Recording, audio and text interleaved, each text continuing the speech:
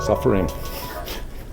The world suffering. I got very interested in suffering when I was young, and civil rights movement and things like that I was aware of. And I happened to be in Japan when I was 11, and we were being taken around an international group of kids, and I saw a Buddha statue, and I thought, this person understands human suffering and how to get out of it.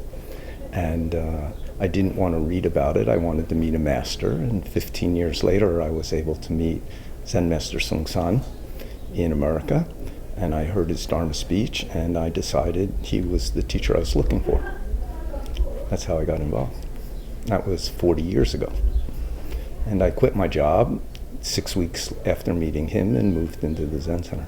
Providence Zen Center, at that time it was on Hope Street in the city of Providence, and then I was here when we moved out here in, I think it was May of 1979, and I lived 2 years at the center in the city and 4 years out here before I ordained and started to go many different places.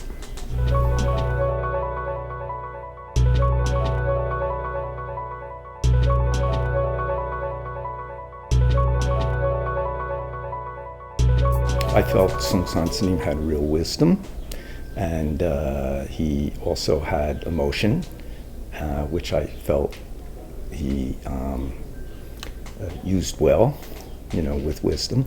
And he also was giving us a teaching that I really resonated with me, the dual things of finding your true nature, finding your true self, and helping the world. And I felt that he could show me or help me do both those things. And I never felt that. I've always believed in that. And I've always felt that I was lucky. I found a teacher, and I think he was a really good teacher for me. And he was teaching what I wanted to learn how to do.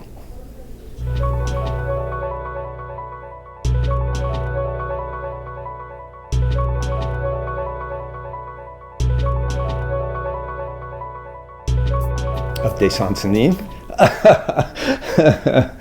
What's the inside of the sun look like? I think he really attains, the universe. And actually in his transmission poem that he gave me, he said, basically, the universe I give you.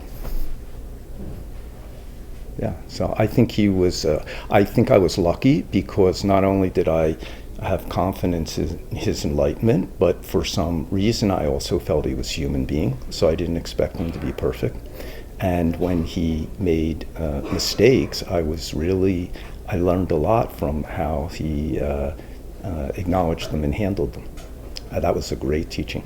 The simplest one was, I was with him in California. I'd been a student for a year or two, and of course I would occasionally have an idea that a Zen master was perfect. I mean, this is so mundane, but we were at a Korean temple, and after the Dharma talk, I think I was only one of 2 white people there, and I was following him to the meal, and he walked up some steps, and he just walked into a sliding glass door. It was closed, he didn't notice it, and he kind of bounced back, opened the door and went through. And like I said, this is very mundane, but I saw no checking at all, nothing. Not like, oh, what did I do? Or, oh, did my students see me? Nothing. And I had the same experience with him 3 years later in a dump truck. From here, I was in the office, and he asked me what I was doing, and I said I was getting money to take the Zen Center trash to the dump, the town dump. I had a big dump truck. He said, I want to go. So we got in it, we drove down to the dump truck, dump, and as we were backing up, he wanted to help, so he went to look out the window, and he banged his head into the window. And then same thing, he just bounced off, rolled it down, looked out.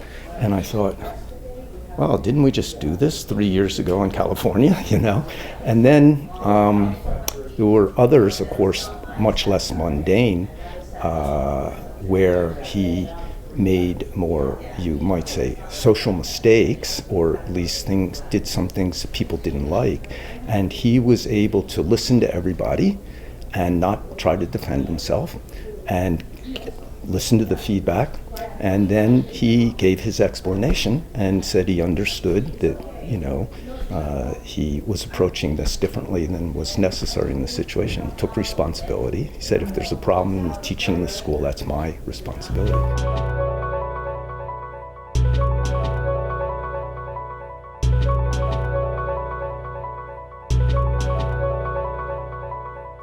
I'd been in the Zen Center about a year, and I went to see Seung San Sanim in his room when we were still in the city, and I asked him, I said, sir, I'd like to become a monk. And he said, why? And I suddenly shouted, why not?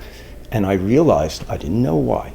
And then he gave me a very good talk, and he said, no, why is very important. And he explained, if why is clear, then anything's no problem. But if why is not clear, if your decision is based on feeling or a situation, feelings and situations always change. And so then your decision will be broken. So why did I want to be a monk?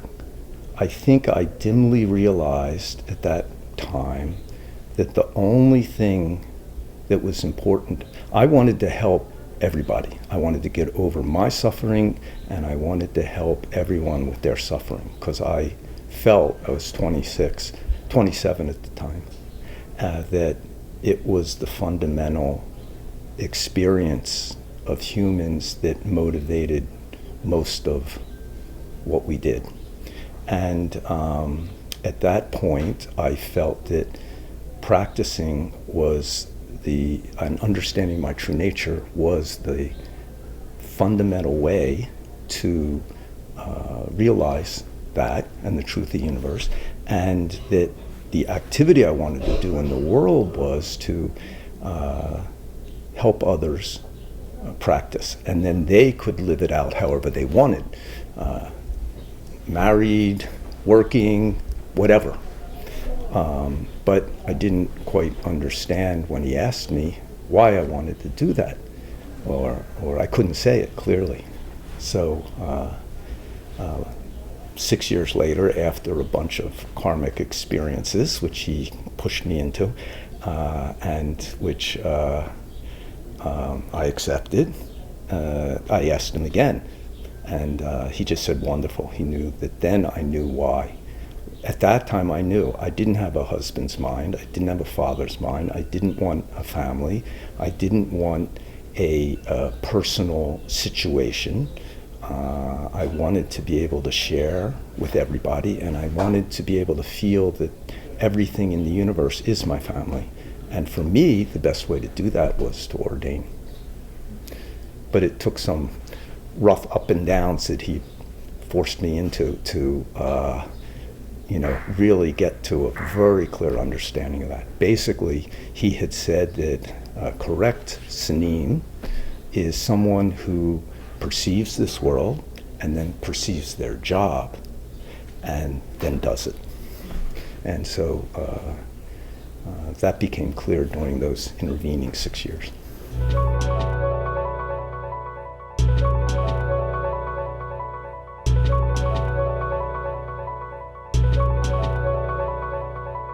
Well, I have, in terms of job title, but that's just sort of the external job.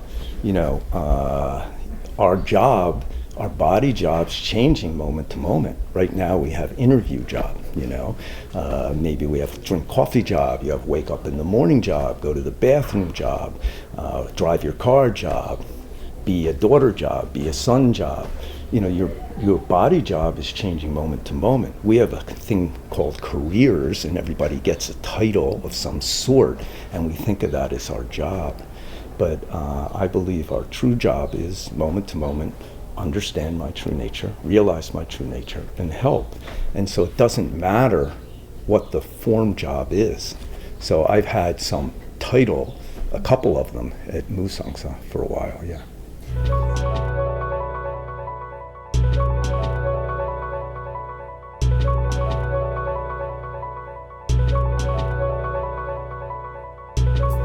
I think it's a delusion to think of yourself as anything other than a foreigner in the whole universe. So what makes me more foreign there than here? There's only a few legal elements. Culturally, of course, I'm more familiar with America.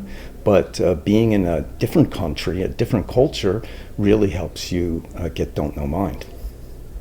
So that's one of the reasons I like to live in a country I didn't grow up in. Also, I think I can do a lot for our school by helping maintain a place where people can go and practice that is for those who aren't Korean, or at least aren't growing up in Korea, foreign, and that helps us connect with the roots of our practice, and also that helps Korean society, helps reinvigorate Buddhism in Korea, which was, both of those were Seungsan S님's intent. And so I feel I'm also learning stuff every day from the situation. So I like that.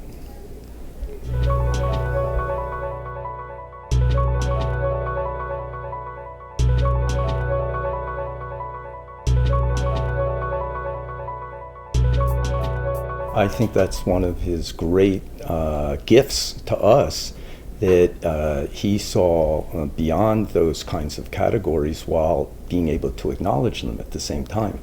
And I think one reason he has what's called the four families in Buddhism, lay women, lay men, ordained women, ordained men, practice together is because it can help our wisdom grow. Nowadays, faster than when the groups are separated. And also because there are times when it's beneficial to separate the groups, just like it's beneficial for a married couple to have private space for certain periods of the day, certain periods of the time. It helps them. In the same way, under certain circumstances, it's helpful for monks or nuns to be separate from each other and from lay people. But to do that as a total lifestyle nowadays leads to, I think, a narrowness. So I think Sansanim understood by, first of all, the ability to get enlightened was independent of your situation. And that's one way of demonstrating that, of giving people that experience. And it fits the needs of the time, and I think that is tremendously useful. And it will bring up karma in people that might not even arise if they're separate, and then suddenly they're together and they didn't even know they had this karma. They may not even recognize it as karma. So it's I don't know in the future whether it's the most valuable way, but it definitely is for the modern times, I think. So I'm happy to stay within those situations. It's a great challenge in every direction and all levels. It's human life, Yeah.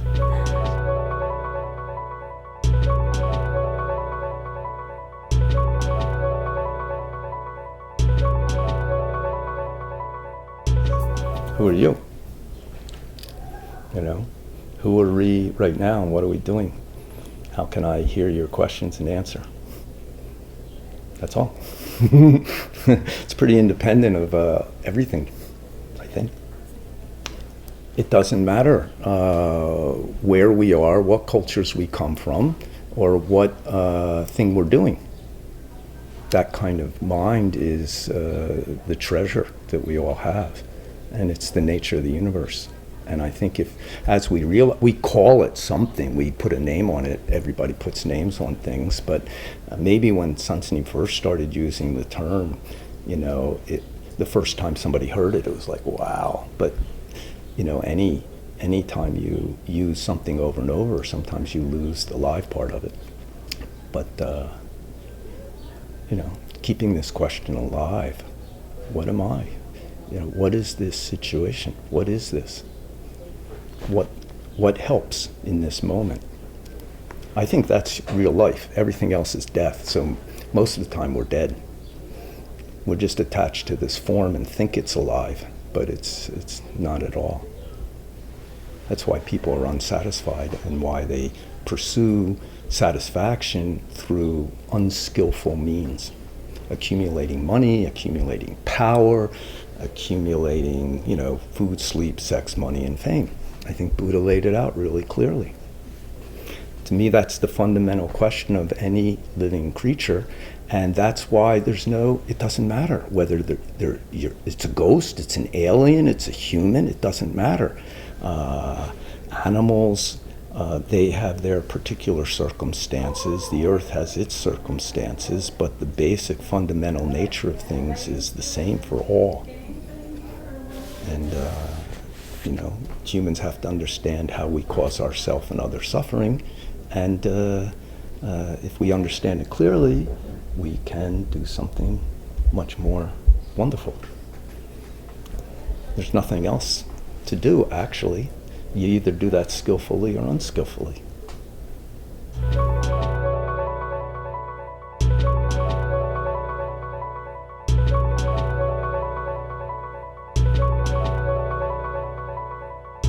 That's don't know. You don't know what it means to me. That's don't know. What's it mean to you? What does it mean to you? You're walking around here interviewing people. You hear this word, don't know. What's it mean? That's right. Yeah. What does water mean to you? Think about it. Okay. We have magic and we don't appreciate it. Turn the tap, water comes out. Turn it the other way, it stops. When you can't do that anymore, suddenly, oh my God, I used to be able to do that. Wow.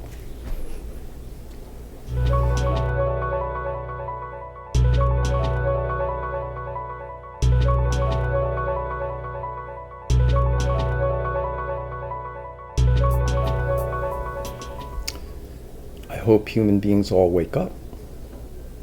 Because if we don't, we won't have a chance to do it again, maybe for a long time.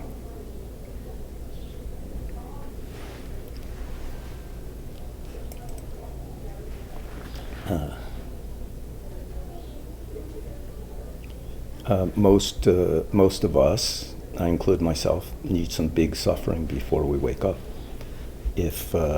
But there are people who see the suffering on others, maybe see their own, and get a big question and really see the value in that and pursue it. Other people, it arises naturally when there's some big problem, if you're lucky. I've known people who got cancer who completely fell apart and had a very unpleasant experience, and died with a very unpleasant frame of mind. I've known other people who've gotten cancer and died full of joy. How'd they do that? And I just think that suffering, not in a bad way, It's like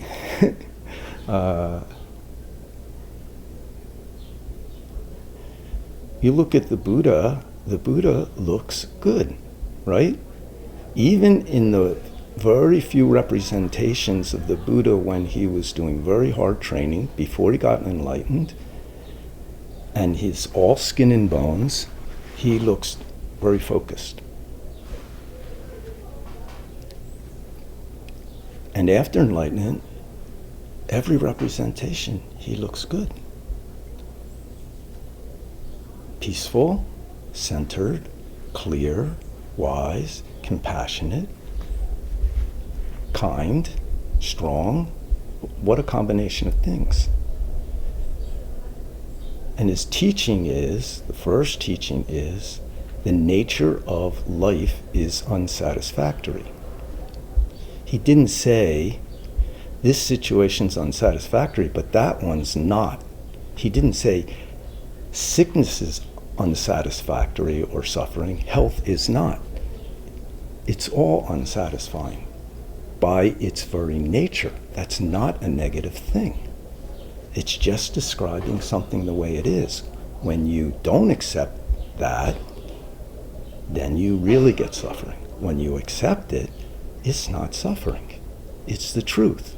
Even Jesus said, the truth will set you free. You know, Jesus said, be still, know that I am God.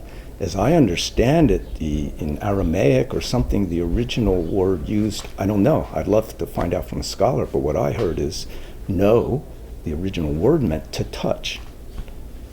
To touch means you're not alone. So, and you keep still, you're not alone. Most people's original freak out comes from feeling alone. But if you become still, Christian teaching is, you know you're not alone. When a baby's freaked out and suddenly can feel they're not alone, they're not freaked out. But who can do that?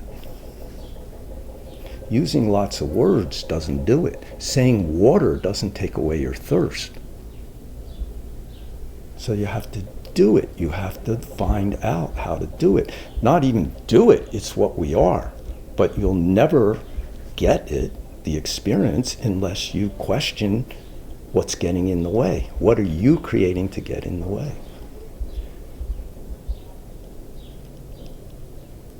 It's sad to me to see people put so much effort into something that will produce such minimal results because it's not getting to the heart of things. And yet here we are, it's like available all the time. True way has no gate, you know? It's in all the teachings, we misinterpret it. Didn't Jesus said the kingdom of heaven is within? Why do we think it's some place like Hawaii that you go to and stay at forever? He said it's inside. So it's always available, whether you're sick or healthy, you know, whether you're downtrodden or free. I think the teachings are so clear. We're the idiots who misunderstand it. So I think there's one thing I like about this conference is there's numerous, innumerable ways to work on this issue of suffering and help people understand themselves. And one of them is to start to care about the environment and not be so stupid. Human beings are enormously stupid, and part of that is we're proud of how smart we are. And it's so sad because, you know, now we want to go to Mars or something. We want to go someplace that's inhabitable when we have a habitable place that we haven't figured out how to take care of. And that's really stupid. It's okay to go other places, but why don't we first learn how to take care of this place? We can't take care of each other. We can't take care of ourselves. Some of the most ill people who don't know how to take care of their own body vote for people who don't want to help anybody else. It's, you know, we're nuts. So sad. But I think this is great. One thing I've gotten out of this conference is that scientists, the ones who have come here and talked, have, rather than presenting answers, presenting ways of questioning things that can open us up to really connecting with the world, with each other. And if you do that, everything's solvable. Sung Sansnin gave a talk, I don't know, 25 years ago or so in Korea. And he said, this world, everybody knows this world has many, many, many, many problems, economic and physical, social and political and relationship and this and that, everything, religious. If we find our true nature, all problems are solvable. If we don't, every effort will be unskillful and produce new problems endlessly. What can I say to make it simple? You know, Sung Sansni gave an interview here once for the City Sunday magazine, and the person said, the interviewer was not a Zen student. At one point he said, "It's so simple." And then Sansanim said, "Too simple for the thinking mind." Yeah. So that's what Zen is, realize that the truth is very simple. It's not easy to get to because we have created many desire, anger, and ignorance in ourselves. There's ways to observe that, see it, and stop doing it. Then the truth opens up automatically.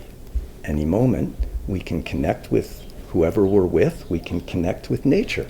We don't need to even argue about it. It will be obvious at a certain point, if you open yourself, what is beneficial, what isn't. And I think that's what this is about, how to approach that, not just in the meditation room, not just with Dharma talks, but in our activities. One thing that we're getting, those of us who come from Musanga, Korea, getting out of this is we already planned before we came here with our big extended group in Korea to have a family day for everyone connected with our temple in any way to come.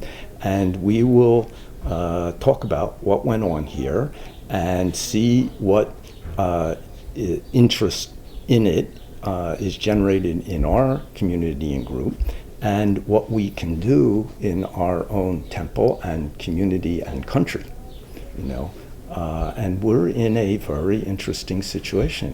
Sansanim put us in a very interesting place. One thing I think that was really great about Sansanim as a teacher is he was able, not only does he give fantastic, clear speech on Buddhist teachings, and create a practice that is accessible to anybody and is not in any way limited by ordained, not ordained, male, female, and even a kind of organizational style that was open-ended and can change with the times based on our own wisdom that helps us all connect and communicate. But he could create situations that became teachers themselves, even when he's not there. And I think all our Zen centers are. Musanga definitely is. By being in that situation, a modern style in a traditional culture, Western people in an Asian situation, Asian people with Western people, men and women and everybody together, it creates a very dynamic, open-ended situation. And we also happen to be on a mountain that he chose on purpose. It is known for spiritual energy that he felt was coming into its own in a prediction from 2,000 years ago, is also, oddly enough, the same area as the Korean military, which is a very important part of Korean society, maybe of every society, and which is hopefully fairly healthy for a military, They certainly seem focused on defense. I think Korea never really invaded other countries, except at Americans' behest in Vietnam and Iraq. There's a long tradition of that. And in a dynamic part of the country in terms of scientific research and development, it's a country just like in the 60s and 70s was going through generational changes in their whole view of social relations. That's happening too. Asia is definitely growing up. America is got amazing opportunities, which may not come to much further fruition unless a mind of generosity appears. And Sansanim explained that in the 80s, in the early 80s, cause and effect are clear.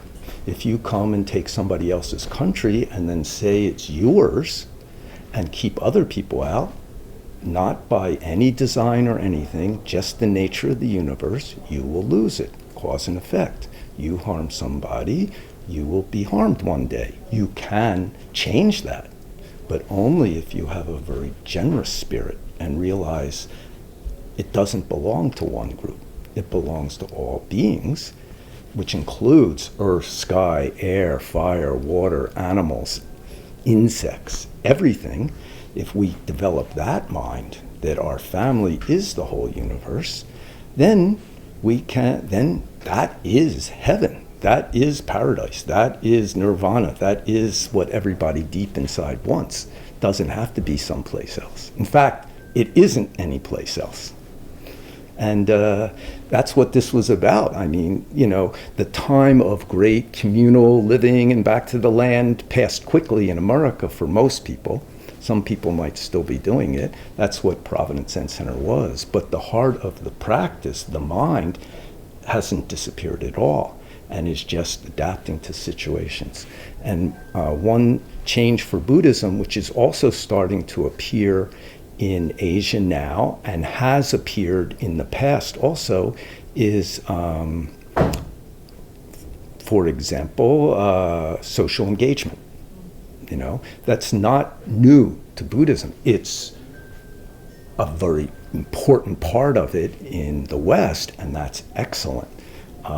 Equality of male and female, equality of ordained and unordained, different situations, but equal in terms of every other realm.